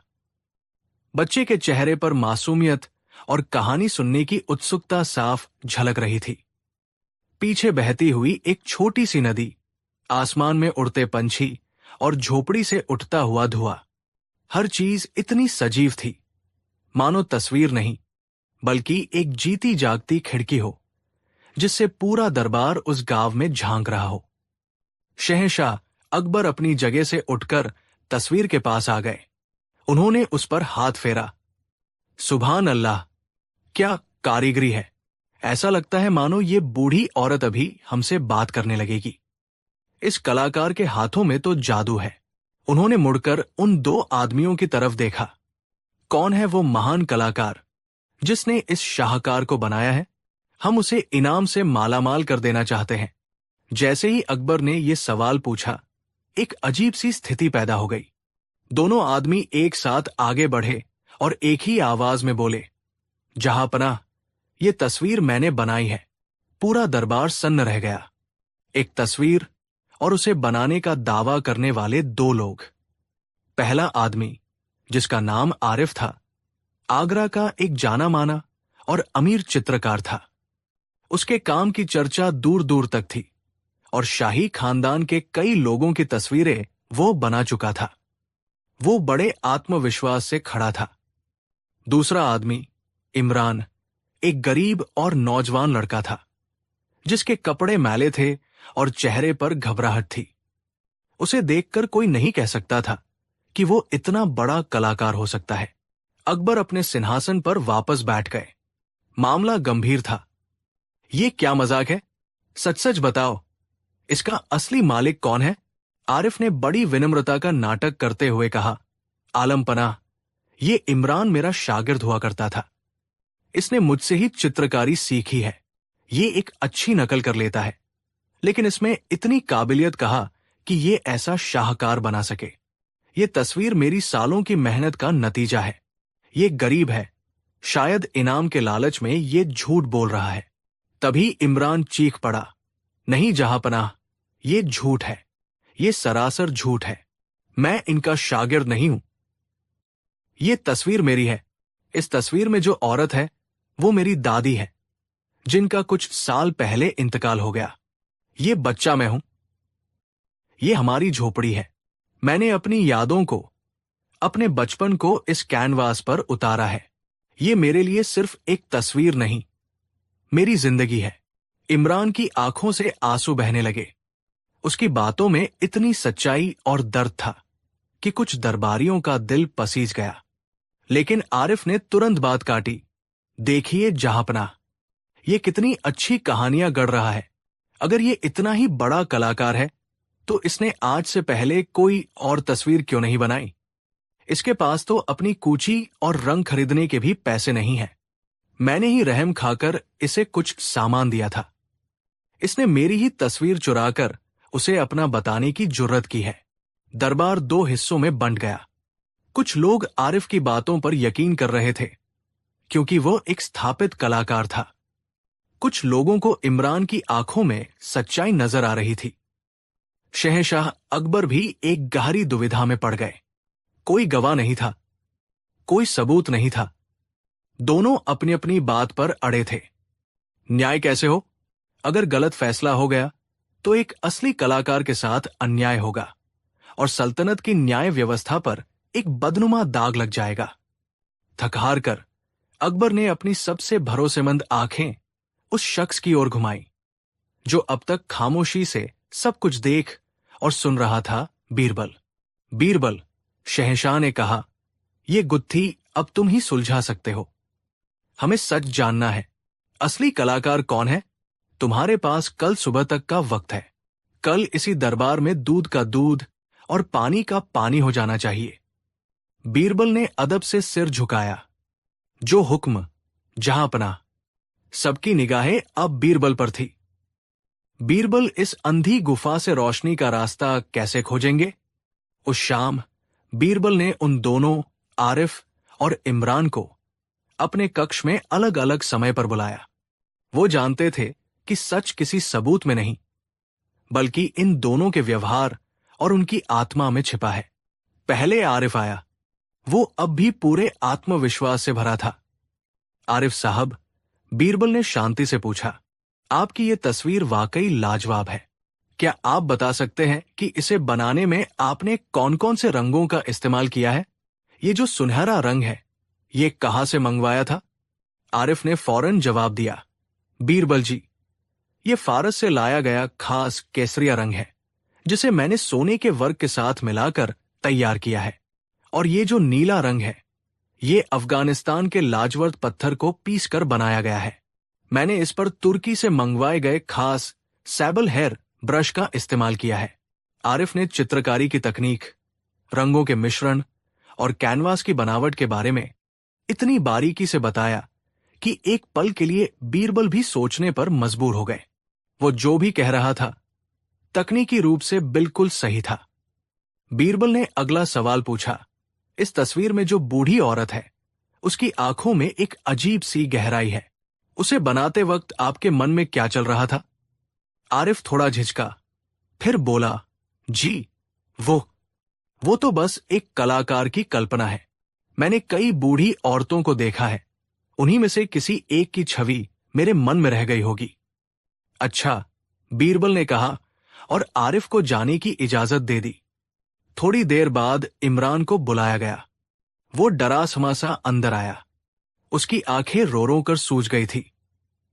बीरबल ने उससे भी वही सवाल किया, इमरान, तुम कहते हो ये तस्वीर तुम्हारी है, तो बताओ, इस बूढ़ी औरत की आंखों में इतनी उदासी और इतनी ममता एक साथ कैसे है? ये सुनते ही इमरान की आंखों से फिर आंसू बहने लगे। बीरबल जी, ये मेरी दादी है। जब मैं छोटा था, मेरे माँ बाप एक बीमारी में चल बसे। मेरी दादी ने ही मुझे पाला था। वो दिन भर मेहनत करती थी और रात को मुझे कहानियां सुनाती थी। उनकी एक आंख की रोशनी थोड़ी कम थी, इसलिए वो हमेशा अपना सिर थोड़ा तिरछा करके मुझे देखती थी। देखिए, इमरान तस्वीर के पास गया और उंगली से उस औरत की आंखों की तरफ इशारा किया। ये देखिए, मैंने उनकी बाई आंख की पुतली को दाई आंख से थोड़ा छोटा बनाया है। ये बात कोई और नहीं जान सकता। ये मेरा और मेरी दादी का राज है। बीरबल ध्यान से सुन रहे थे। और ये जो बच्चा है, बीरबल ने पूछा, इसके हाथ में एक निशान है। ये क्या है? इमरान ने अपना सीधा हाथ आगे कर दिया। उसकी कलाई पर एक जले का पुराना निशान था। बचपन में दिया मेरे हाथ पर गिर गया था। ये वही निशान है, बीरबल जी। ये तस्वीर मेरे जिस्म का, मेरी रूह का हिस्सा है। आरिफ साहब एक बड़े कलाकार हो सकते हैं, लेकिन वो मेरी यादें कैसे बना सकते हैं? बीरबल के चेहरे पर एक हल्की सी मुस्कान आई। उन्हें अपना जवाब लगभग मिल चुका था। आरिफ ने तस्वीर के शरीर का वर्णन किया था, रंग, कूची, कैनवास। लेकिन इमरान ने तस्वीर की आत्मा का वर्णन किया था, यादें, भावनाएं, दर्द। लेकिन दरबार को सबूत चाहिए था, एक ऐसा सबूत जिसे हर कोई अपनी आंखों से देख सके। बीरबल के दिमाग में एक योजना बन चुकी थी, एक ऐसी योजना जो असली और नकली का पर्दाफाश कर देगी। अगली सुबह दरबार फिर से खचाखच भरा हुआ था। वो अद्भुत तस्वीर दरबार के बीचों बीच रखी थी। आरिफ और इमरान कटघरे में खड़े थे। शहंशाह अकबर अपने तख्त पर विराजमान थे और उनकी आंखें सिर्फ बीरबल को ढूंढ रही थी। बीरबल अपनी जगह से उठे। जहांपनाह, मैंने दोनों पक्षों की बात सुनी और मैं एक नतीजे पर पहुंचा हूं। दरबार में कानाफूसी शुरू हो गई। बीरबल ने अपनी बात जारी रखी। ये तस्वीर इतनी नायाब और कीमती है कि इसका कोई एक मालिक नहीं हो सकता। ये सल्तनत की संपत्ति होनी चाहिए। लेकिन चूंकि इसे बनाने का दावा दो लोगों ने किया है, तो इनाम की राशि भी दोनों में बराबर बांट दी जानी चाहिए। ये सुनते ही आरिफ का चेहरा खिल गया। उसे लगा कि बिना कुछ किए ही उसे आधी दौलत मिल जाएगी। इमरान हैरान और दुखी था। उसे पैसे नहीं, अपनी कला की पहचान चाहिए थी। अकबर भी बीरबल के इस फैसले से चकित थे। ये कैसा इंसाफ है, बीरबल? हम असली चोर और असली कलाकार को जानना चाहते हैं। सब्र, जहांपनाह, बीरबल ने कहा, मेरा फैसला अभी पूरा नहीं हुआ है। चूंकि तस्वीर पर हक दोनों का है, इसलिए तस्वीर को भी दोनों में बराबर बांट देना चाहिए। ये कहकर बीरबल ने सिपाही को तलवार लाने का हुक्म दिया। इस तस्वीर को बीच में से दो बराबर हिस्सों में काट दो। एक हिस्सा आरिफ को दे दो और दूसरा इमरान को। ये हुक्म सुनते ही पूरे दरबार में हाहाकार मच गया। ये आप क्या कह रहे हैं, बीरबल जी? एक मंत्री ने कहा, इतने बड़े शाहकार को आप काटने की बात कर रहे हैं। ये तो कला का अपमान होगा। आरिफ भी एक पल के लिए चौंका, लेकिन फिर उसने सोचा कि कटी हुई आधी तस्वीर भी बहुत कीमती होगी। उसे कम से कम कुछ तो मिलेगा। वो लालच में चुप रहा और उसने इस फैसले पर कोई आपत्ति नहीं जताई। लेकिन इमरान के लिए यह हुक्म किसी बिजली के झटके जैसा था। जैसे ही सिपाही तलवार लेकर तस्वीर की ओर बढ़ा, इमरान दौड़कर उसके पैरों में गिर पड़ा। वो रोते हुए चीखने लगा, नहीं, खुदा के लिए ऐसा जुल्म मत करो। काट दो, मेरा गला काट दो, लेकिन मेरी इस तस्वीर को मत काटो। ये मेरी दादी है, ये मेरा बचपन है। मैं इसे कटते हुए नहीं देख सकता। वो बीरबल की तरफ मुड़ा और हाथ जोड़कर बोला, बीरबल जी, मुझे कोई इनाम नहीं चाहिए, मुझे कोई दौलत नहीं चाहिए। ये पूरी तस्वीर आप आरिफ साहब को दे दीजिए। बस बस इस पर रहम कीजिए, इसे कटने मत दीजिए। मैं दूर से ही इसे देखकर जी लूंगा कि ये सलामत तो है। इमरान की ये हालत देखकर पत्थर दिल भी पिघल जाए। तभी बीरबल ने सिपाही को रुकने का इशारा किया। उनके चेहरे पर एक विजयी मुस्कान थी। वो शहंशाह अकबर की ओर मुड़े और कहा, इंसाफ हो गया जहां पनाह, असली कलाकार हमारे सामने है इमरान। बीरबल ने समझाया, आलम पनाह, एक कलाकार का अपनी कला से वही रिश्ता होता है जो एक मां का अपने बच्चे से होता है। एक मां कभी अपने बच्चे को कटते हुए नहीं देख सकती, चाहे उसकी जान ही क्यों न चली जाए। आरिफ, जो सिर्फ दौलत का लालची था, उसे तस्वीर के कटने से कोई फर्क नहीं पड़ा। लेकिन इमरान, जिसके लिए यह तस्वीर उसकी आत्मा का टुकड़ा है, वो इसे काटने का ख्याल भी बर्दाश्त नहीं कर सका। यह साबित हो गया, बीरबल ने अपनी आवाज बुलंद करते हुए कहा, कि इस तस्वीर का असली मालिक और सच्चा कलाकार इमरान ही है। सच्चाई सूरज की तरह साफ हो चुकी थी। आरिफ का चेहरा शर्म और डर से सफेद पड़ गया। उसने फौरन अपना गुनाह कबूल कर लिया।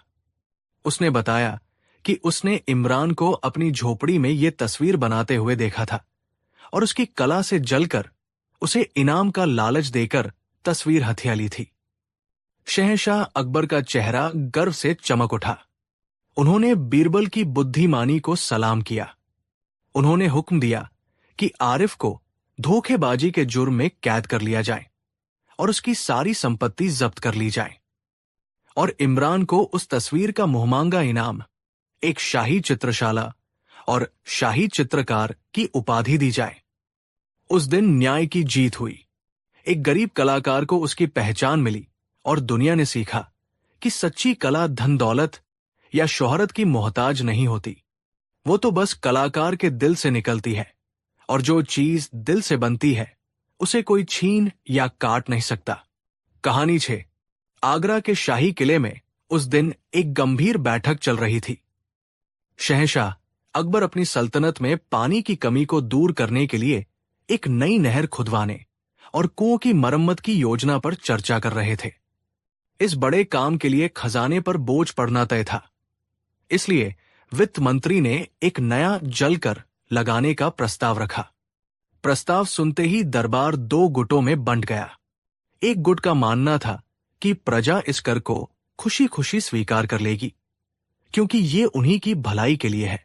वहीं दूसरे गुट ने चेतावनी दी कि एक नया कर लगाने से प्रजा में विद्रोह की आग भड़क सकती है, चाहे इरादा कितना भी नेक क्यों न हो। एक मंत्री ने कहा, आलम पनाह, हमारी प्रजा समझदार है। जब वे देखेंगे कि उनके ही पैसों से उनके खेतों तक पानी पहुंच रहा है, तो वे आपकी जय जयकार करेंगे। तभी दूसरे मंत्री ने बात काटी, गुस्ताखी माफ, जहां पनाह, लेकिन प्रजा भावनाओं से चलती है, तर्क से नहीं। उनके दुश्मन इस मौके का फायदा उठाकर उन्हें आपके खिलाफ भड़का सकते हैं। वे कहेंगे कि बादशाह अपना खजाना भरने के लिए गरीबों पर बोझ डाल रहे हैं। घंटों तक बहस चलती रही। अकबर हर दलील को ध्यान से सुन रहे थे, लेकिन उनका मन उलझता जा रहा था। वो सोच रहे थे, मेरी प्रजा मुझसे मोहब्बत करती है, लेकिन मैं ये कैसे जानूं कि उनकी मोहब्बत राय में कब बदलती है और राय नफरत में कब। एक ही बात पर कोई मेरी तारीफ करता है तो कोई मुझे कोसता है। ये होता कैसे है? जब दरबार खत्म हुआ तो अकबर ने बीरबल को अपने निजी कक्ष में बुलाया। उनके चेहरे पर गहरी चिंता थी।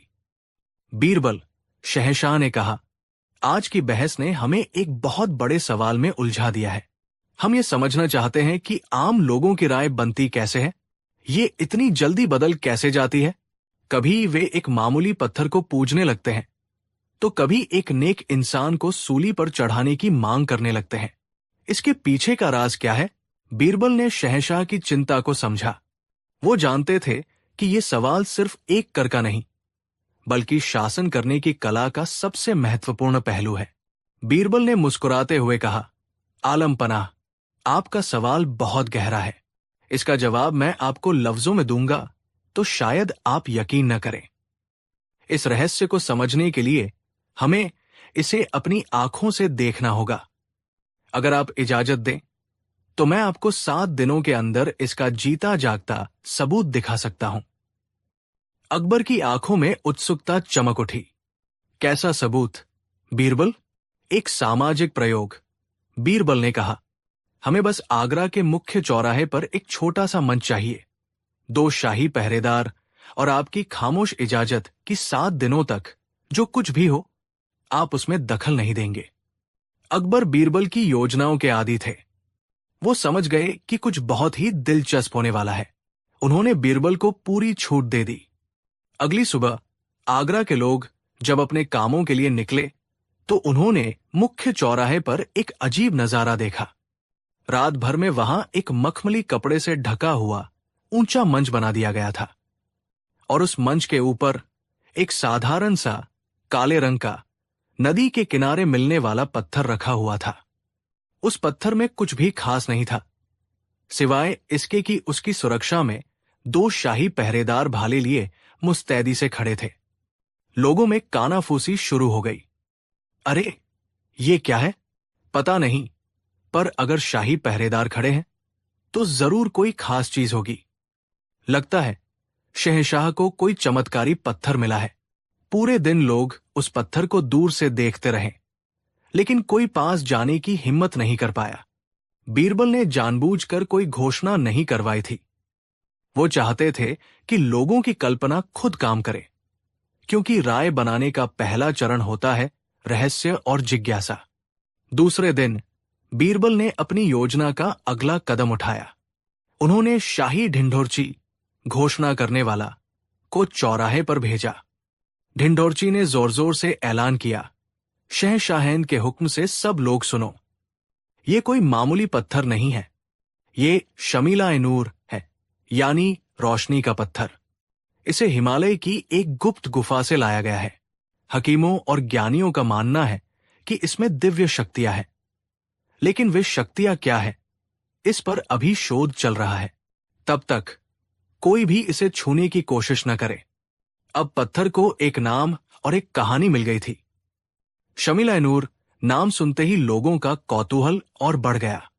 जो पत्थर कल तक साधारण था, आज वो रहस्यमयी और शक्तिशाली बन गया। ये था राय बनाने का दूसरा चरण, नामकरण और महिमा मंडन। तीसरे दिन बीरबल ने अपनी योजना का सबसे महत्वपूर्ण हिस्सा अमल में लाया। उन्होंने अपने कुछ भरोसेमंद लोगों को आम कपड़ों में भीड़ में शामिल कर दिया। एक आदमी पत्थर के पास जाकर जोर से बोला, अरे कल रात मैंने सपने में इस पत्थर को देखा था और आज सुबह मेरी सालों से बंद पड़ी दुकान का सौदा हो गया। ये जरूर इसी पत्थर का कमाल है। थोड़ी देर बाद एक औरत भीड़ में कहने लगी, मेरी बेटी कई दिनों से बीमार थी। कल मैं यहां से गुजरी और मैंने इस पत्थर से दुआ मांगी। आज सुबह वो बिस्तर से उठकर खेलने लगी। ये तो चमत्कारी पत्थर है। ये था राय बनाने का तीसरा और सबसे शक्तिशाली चरण, सामाजिक प्रमाण, सोशल प्रूफ। जब लोग दूसरों को किसी चीज पर यकीन करते देखते हैं तो वे खुद भी उस पर यकीन करने लगते हैं। अब तो जैसे चमत्कार हो गया। खबर पूरे शहर में आग की तरह फैल गई। लोग दूर दूर से शमील-ए-नूर के दर्शन करने आने लगे। कोई उसके सामने मन्नत मांगता, कोई फूल चढ़ाता तो कोई पैसे फेंकता। देखते ही देखते वो साधारण सा पत्थर एक पूजनीय देवशिला बन गया। लोगों की राय पूरी तरह से सकारात्मक हो चुकी थी। अकबर भेष बदलकर ये सब देख रहे थे। वो हैरान थे। बीरबल, ये तो अविश्वसनीय है। एक मामूली पत्थर के लिए लोग दीवाने हो गए हैं। बीरबल मुस्कुराए, अभी तो खेल शुरू हुआ है जहांपना। अब देखिए यही राय बदलती कैसे है। चौथे दिन जब लोग सुबह चौराहे पर पहुंचे तो माहौल बदला हुआ था। मंच के आसपास से सारे फूल और पैसे हटा दिए गए थे। पहले वाले मुस्कुराते हुए पहरेदारों की जगह 2 खूंखार और गुस्सैल दिखने वाले पहरेदार तैनात थे, जो किसी को भी पास नहीं आने दे रहे थे। थोड़ी देर बाद वही शाही ढिंढोरची फिर आया, लेकिन इस बार उसकी आवाज में खुशी नहीं, बल्कि एक चेतावनी थी। बादशाह सलामत के हुक्म से सुनो, शमिल-ए-नूर के कुछ अप्रत्याशित प्रभाव सामने आ रहे हैं। शाही हकीम और ज्योतिषी इसकी जांच कर रहे हैं। अगली घोषणा तक सभी को इस पत्थर से कम 50 कदम की दूरी बनाए रखने का सख्त आदेश दिया जाता है। अप्रत्याशित प्रभाव और सख्त आदेश जैसे शब्दों ने लोगों के मन में डर का पहला बीज बो दिया। ये था राय बदलने का पहला चरण, संदेह और भय का संचार। 5वें दिन बीरबल ने अपने उन्हीं लोगों को फिर से भीड़ में भेजा, लेकिन इस बार उनकी कहानियां बिल्कुल अलग थी। वही आदमी जिसने अपनी दुकान के सौदे की बात की थी, अब छाती पीट पीट कर रो रहा था। हाय, मैं लुट गया। जिस व्यापारी से मेरा सौदा हुआ था, वो सारा माल लेकर भाग गया। ये सब इस मनहूस पत्थर की वजह से हुआ है। इसने पहले लालच दिखाया और फिर सब कुछ छीन लिया। वही औरत जिसकी बेटी ठीक हो गई थी, अब चिल्ला रही थी, बचाओ, मेरी बेटी को फिर से तेज बुखार चढ़ गया है, पहले से भी ज्यादा। हकीम जी कह रहे हैं कि उस पत्थर की बुरी हवा लगने से ऐसा हुआ है। ये कोई शमिल-ए-नूर नहीं, शमीला एक हैर है, यानी प्रकोप का पत्थर। ये था राय बदलने का दूसरा चरण, नकारात्मक सामाजिक प्रमाण। अच्छी कहानियों की तरह बुरी कहानियां और भी तेजी से फैलती है, क्योंकि डर खुशी से ज्यादा संक्रामक होता है। 6ठे दिन बीरबल ने अपना आखिरी दाव खेला। उन्होंने सल्तनत के सबसे बड़े शाही हकीम को बुलवाया, जिन्हें सभी लोग बहुत मानते थे। हकीम साहब, जो बीरबल की योजना में शामिल थे, अपनी पूरी टीम के साथ आए। उन्होंने दूर से ही पत्थर की जांच करने का नाटक किया, कुछ यंत्रों से उसे देखा और फिर एक गंभीर चेहरा बनाकर घोषणा की। बहुत गहरी जांच पड़ताल के बाद हम इस नतीजे पर पहुंचे हैं कि ये पत्थर जमीन के नीचे दबे जहरीले खनिजों के संपर्क में रहने के कारण एक अदृश्य हानिकारक वाष्प छोड़ रहा है। जो भी इसके नजदीक जाएगा, उसे त्वचा रोग, सांस की बीमारी और यहां तक कि पागलपन का दौरा भी पड़ सकता है। ये शहर के लिए एक बड़ा खतरा है। ये था राय बदलने का तीसरा और निर्णायक चरण, विशेषज्ञ की मुहर, एक्सपर्ट ओपिनियन। जब कोई ज्ञानी या अधिकारी किसी बात पर मुहर लगा देता है, तो आम लोग उसे सच मान लेते हैं। अब तो शहर में दहशत फैल गई।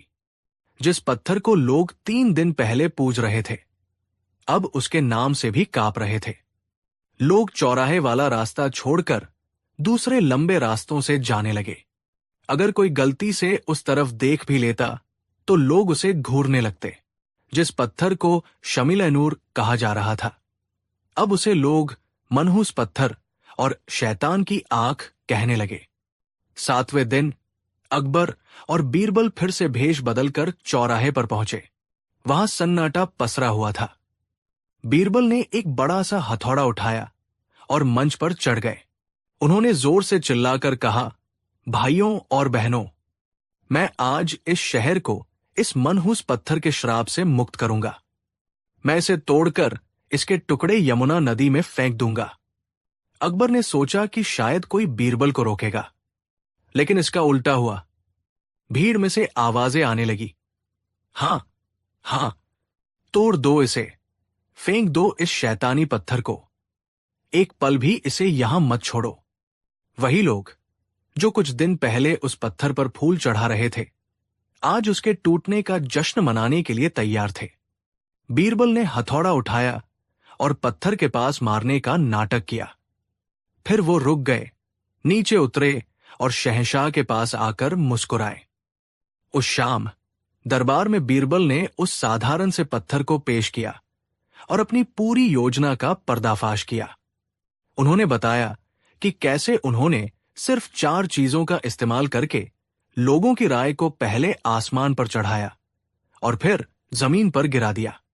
1. अधिकार का प्रतीक, शाही पहरेदार और मंच। 2. कहानी और नामकरण, शमिल-ए-नूर और हिमालय की कहानी। 3. सामाजिक प्रमाण, झूठे गवाहों की कहानियां। 4. विशेषज्ञ की राय, शाही हकीम की घोषणा। बीरबल ने अंत में कहा, आलम पनाह, लोगों की राय न तो अच्छी होती है न बुरी, वो तो गीली मिट्टी की तरह होती है। आप उसे जिस सांचे में ढालेंगे वो वैसा ही आकार ले लेगी। वो हमेशा सच की तलाश नहीं करती, बल्कि उस कहानी पर यकीन करती है जो उसे सबसे ज्यादा सुनाई जाती है, और उस दिशा में बहती है जिस दिशा में उसे डर या लालच धकेलता है। एक बुद्धिमान शासक सिर्फ कानून नहीं बनाता। बीरबल ने अपनी बात पूरी की। वो अपनी प्रजा को एक सच्ची और भलाई की कहानी भी देता है।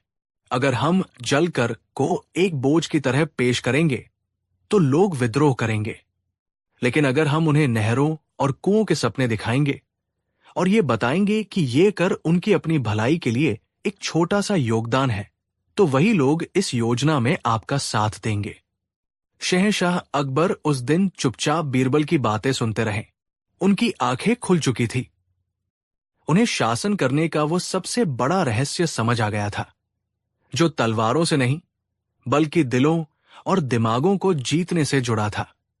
उन्होंने उस जल कर की योजना को लागू करने से पहले पूरे राज्य में एक अभियान चलाया, लोगों को समझाया, और नतीजा वही हुआ जो बीरबल ने कहा था।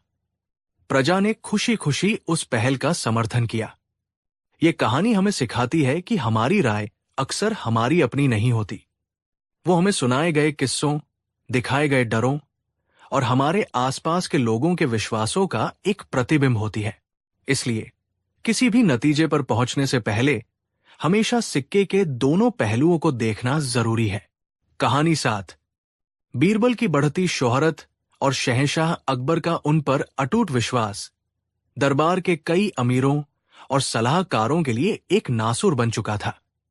इनमें सबसे आगे था शहंशाह का साला शाहबाज खान। शाहबाज खान खुद को बीरबल से ज्यादा काबिल समझता था और उसे लगता था कि शहंशाह के सबसे करीबी सलाहकार का पद उसका हक है। उसके साथ मिल गए थे कुछ और दरबारी जो बीरबल की कामयाबी से जलते थे, जैसे मीर कासिम और हकीम जमाल।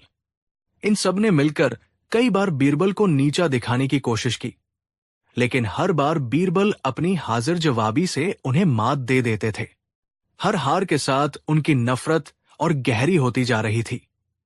अंत में उन्होंने एक ऐसी खौफनाक योजना बनाई जो बीरबल की बुद्धि को नहीं बल्कि उनके चरित्र को ही खत्म कर दे। उनकी योजना का केंद्र थी शहंशाह अकबर की एक खास अंगूठी। ये कोई मामूली अंगूठी नहीं थी। ये मुगलिया खानदान की पुश्तैनी निशानी थी, जिसमें दुनिया का एक नायाब हीरा जड़ा था। कहा जाता था कि जब तक ये अंगूठी शहंशाह के हाथ में है, मुगल सल्तनत पर कोई आंच नहीं आ सकती। अकबर उसे एक पल के लिए भी खुद से अलग नहीं करते थे। एक शाम शहंशाह अकबर अपने निजी कक्ष में कुछ खास सलाहकारों के साथ बैठे थे, जिनमें बीरबल और शाहबाज खान दोनों मौजूद थे। चर्चा के दौरान अकबर ने किसी दस्तावेज पर मुहर लगाने के लिए अपनी अंगूठी उतारी और पास रखी छोटी मेज पर रख दी। ये वही मौका था जिसका शाहबाज खान को इंतजार था। जब चर्चा खत्म हुई और सब जाने लगे, तो शाहबाज खान ने बड़ी चालाकी से, जब किसी का ध्यान नहीं था, वो अंगूठी उठा ली और अपनी जेब में रख ली। बीरबल उस वक्त शहंशाह से किसी गंभीर विषय पर बात कर रहे थे, इसलिए उनका ध्यान उस ओर नहीं गया। अगली सुबह पूरे महल में हड़कंप मच गया। शहंशाह अकबर की शाही अंगूठी गायब थी। ये खबर आग की तरह फैली। अकबर आगबुला हो गए। वो अंगूठी उनके लिए सिर्फ एक जेवर नहीं, बल्कि उनकी सल्तनत की इज्जत थी। उन्होंने तुरंत एक आपातकालीन दरबार बुलाया और घोषणा की कि जिसने भी अंगूठी चुराई है उसे सजाए मौत दी जाएगी। दरबार खचाखच भरा हुआ था। हर किसी के चेहरे पर डर और तनाव था। शहंशाह ने दरबारियों से पूछा कि कल शाम उनके कक्ष में कौन कौन मौजूद था। सूची में बीरबल और शाहबाज खान समेत 5 लोगों के नाम थे। तभी शाहबाज खान आगे आया और बड़ा दुखी होने का नाटक करते हुए बोला, आलम पनाह, ये कहते हुए मेरा दिल टूट रहा है, लेकिन सच बताना मेरा फर्ज है। कल जब हम सब आपके कक्ष से निकल रहे थे, तो मैंने अपनी आंखों से देखा था कि बीरबल ने मेज से कुछ उठाया था। उस वक्त मैंने ध्यान नहीं दिया, लेकिन अब मुझे यकीन है कि वो आपकी अंगूठी ही थी। ये सुनते ही दरबार में सन्नाटा छा गया। बीरबल पर चोरी का इल्जाम, ये कोई सोच भी नहीं सकता था। बीरबल हैरान रह गए। ये झूठ है जहांपनाह, मैं आपकी वफादारी की कसम खाता हूं, मैंने कोई अंगूठी नहीं देखी। लेकिन शाहबाज खान यही नहीं रुका। उसका साथी मीर कासिम आगे आया और बोला, जहांपनाह, शाहबाज खान सच कह रहे हैं। मुझे भी बीरबल की हरकतें कुछ अजीब लगी थी। वो बार बार उस मेज की तरफ देख रहे थे। एक एक करके उस शाम वहां मौजूद सभी सलाहकार जो शाहबाज खान के षड्यंत्र में शामिल थे, बीरबल के खिलाफ गवाही देने लगे। सबने एक ही कहानी सुनाई। ये एक ऐसा चक्रव्यूह था जिसे बहुत ही सावधानी से रचा गया था। शहंशाह अकबर एक गहरी दुविधा में पड़ गए। एक तरफ बीरबल थे जिन पर वो खुद से ज्यादा भरोसा करते थे, दूसरी तरफ उनका अपना साला और बाकी सभी सलाहकार थे। 5 लोग एक साथ झूठ कैसे बोल सकते हैं? अकबर ने भारी मन से कहा, बीरबल, हम जानते हैं कि तुम ऐसा नहीं कर सकते, लेकिन इतने सारे लोग तुम्हारे खिलाफ गवाही दे रहे हैं। न्याय का तकाजा है कि हम सबूतों पर यकीन करें। क्या तुम अपनी बेगुनाही का कोई सबूत दे सकते हो? बीरबल के पास कोई सबूत नहीं था। वो उस वक्त अकेले थे और उनके खिलाफ पूरी दुनिया खड़ी थी। उनकी आंखों में पहली बार एक गहरी निराशा और अकेलापन दिखाई दिया। मेरे पास मेरी ईमानदारी के सिवा कोई सबूत नहीं है, जहांपनाह, उन्होंने धीमी आवाज में कहा। शाहबाज खान को लगा कि उसकी जीत हो गई है। उसने जोर से कहा, सबूत है जहांपनाह, अगर हुक्म हो तो बीरबल के घर की तलाशी ली जाए। मुझे यकीन है अंगूठी वहीं से मिलेगी। ये एक बहुत बड़ा अपमान था, बीरबल के घर की तलाशी। लेकिन अकबर कानून से बंधे थे। उन्होंने भारी मन से इजाजत दे दी। शाही पहरेदार बीरबल के घर पहुंचे। उनके पीछे पीछे शाहबाज खान और उसके साथी भी थे, ये देखने के लिए कि बीरबल का अपमान कैसे होता है। पहरेदारों ने बीरबल के घर का कोना कोना छान मारा, लेकिन उन्हें कुछ नहीं मिला। शाहबाज खान बेचैन होने लगा। उसे डर था कि उसकी योजना नाकाम हो जाएगी। तभी एक पहरेदार, जिसे शाहबाज खान ने पहले ही खरीद लिया था, चिल्लाया, मिल गई जहांपनाह, अंगूठी मिल गई। उसने बीरबल के बिस्तर के नीचे से गद्दे में छिपाकर रखी हुई शाही अंगूठी बाहर निकाली। ये देखते ही शाहबाज खान की आंखों में शैतानी चमक आ गई। देखा, मैंने कहा था ना, ये बीरबल ही चोर है। इसने हम सबकी आंखों में धूल झोंकी है। सबूत सामने था। बीरबल के अपने घर से, उनके बिस्तर के नीचे से अंगूठी बरामद हुई थी। अब उनकी बेगुनाही का कोई रास्ता नहीं बचा था। जब ये खबर दरबार में पहुंची तो अकबर टूट गए। उन्हें अपनी आंखों और कानों पर विश्वास नहीं हो रहा था। क्या उनका सबसे करीबी दोस्त, उनका बीरबल, एक चोर निकला? कानून के मुताबिक बीरबल को सजाए मौत मिलनी तय थी। दरबार में मातम का माहौल छा गया। बीरबल को काल कोठरी में डाल दिया गया। काल कोठरी के अंधेरे में बीरबल टूटे नहीं। वो जानते थे कि ये एक गहरा षड्यंत्र है। वो ये भी जानते थे कि अब उन्हें कोई नहीं बचा सकता, सिवाय उनकी अपनी बुद्धि के। उन्हें पता था कि उनके दुश्मन सिर्फ उन्हें मारना नहीं चाहते, बल्कि उन्हें इतिहास में एक चोर के रूप में दर्ज करवाना चाहते हैं। उन्होंने पहरेदार को बुलाया और कहा, जाओ, शहंशाह से कहो कि बीरबल अपनी मौत से पहले अपनी आखिरी इच्छा पूरी करना चाहता है। वो अपनी वसीयत लिखना चाहता है। अकबर ने टूटे मन से इजाजत दे दी। बीरबल को कागज और कलम दिए गए। बीरबल ने अपनी वसीयत में लिखा, मैं बीरबल अपनी पूरी होशोवास में ये वसीयत लिख रहा हूं। चूंकि मेरे कोई संतान नहीं है, मैं अपनी सारी संपत्ति, जो भी थोड़ी बहुत है, मुगल सल्तनत के खजाने में दान करता हूं। लेकिन मेरी एक आखिरी और सबसे बड़ी ख्वाहिश है। मैं चाहता हूं कि मेरी मौत के बाद मेरे जनाजे को आगरा के उन 5 सबसे बड़े चोरों के हाथों से कंधा दिलवाया जाए, जिन्हें शहंशाह खुद चुने। मेरी ये ख्वाहिश इसलिए है, उन्होंने आगे लिखा, ताकि मेरी जैसी गलती कोई और न करे।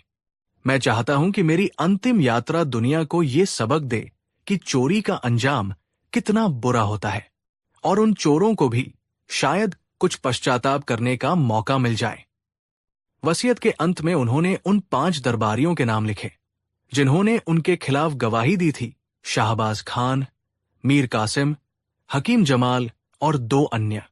और उन्होंने लिखा, शहंशाह से मेरी गुजारिश है कि ये 5 दरबारी मेरे जनाजे में सबसे आगे चलें, ताकि दुनिया देख सके कि बीरबल जैसे चोर की सोहबत का क्या नतीजा होता है। जब ये वसीयत अकबर के पास पहुंची तो वो इसे पढ़कर हैरान रह गए। ये कैसी अजीब ख्वाहिश है, बीरबल मरने के बाद भी पहेलियां बुझा रहा है। लेकिन ये बीरबल की आखिरी इच्छा थी और अकबर उसे पूरा करने के लिए मजबूर थे। उन्होंने उन 5 दरबारियों को बुलाया और उन्हें बीरबल की वसीयत के बारे में बताया। जैसे ही शाहबाज खान और उसके साथियों ने वसीयत की बात सुनी, उनके पैरों तले जमीन खिसक गई, उनके चेहरे का रंग उड़ गया। ये क्या बकवास है? शाहबाज खान हकलाने लगा। हम कोई चोर नहीं है। हम बीरबल के जनाजे को कंधा क्यों देंगे, और वो भी चोरों की हैसियत से? अकबर ने कहा, यह बीरबल की आखिरी इच्छा है और इसमें गलत क्या है? वो खुद को चोर मान रहा है और चाहता है कि उसकी अंतिम यात्रा दूसरे चोरों के साथ हो, ताकि समाज को एक सबक मिले। अब शाहबाज खान और उसके साथी एक ऐसे जाल में फंस गए थे जिसे खुद बीरबल ने बुना था। अगर वे बीरबल के जनाजे को कंधा देने से मना करते तो इसका मतलब होता कि वे शहंशाह के हुक्म को टाल रहे हैं, जो एक बहुत बड़ा जुर्म था। और अगर वे कंधा देने के लिए राजी हो जाते तो वे पूरी दुनिया के सामने खुद को चोर मान लेते।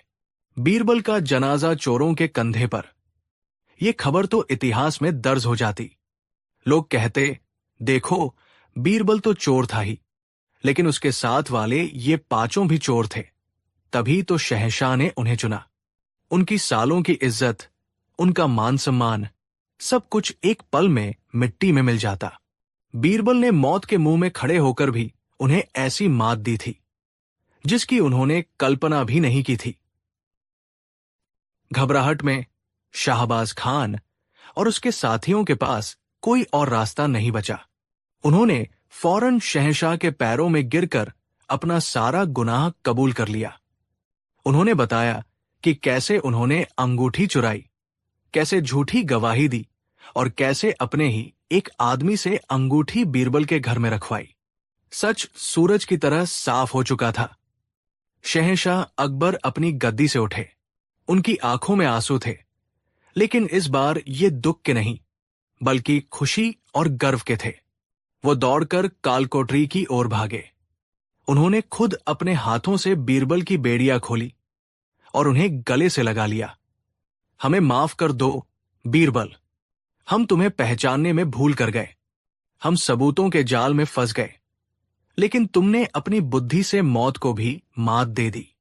दरबार में वापस आकर शहंशाह ने हुक्म दिया कि उन 5 षड्यंत्रकारियों को उनकी सारी दौलत छीनकर देश निकाला दे दिया जाए। उस दिन न्याय की एक ऐसी मिसाल कायम हुई जिसे सदियों तक याद रखा गया। बीरबल ने यह साबित कर दिया कि जब दुनिया की हर ताकत आपके खिलाफ हो और आपके पास कोई सबूत ना हो, तब भी एक चीज है जो आपको बचा सकती है, आपका दिमाग और सच पर आपका अटूट विश्वास। क्योंकि झूठ के पैर नहीं होते और सच को शायद कुछ देर के लिए कैद किया जा सकता है, लेकिन हराया नहीं जा सकता।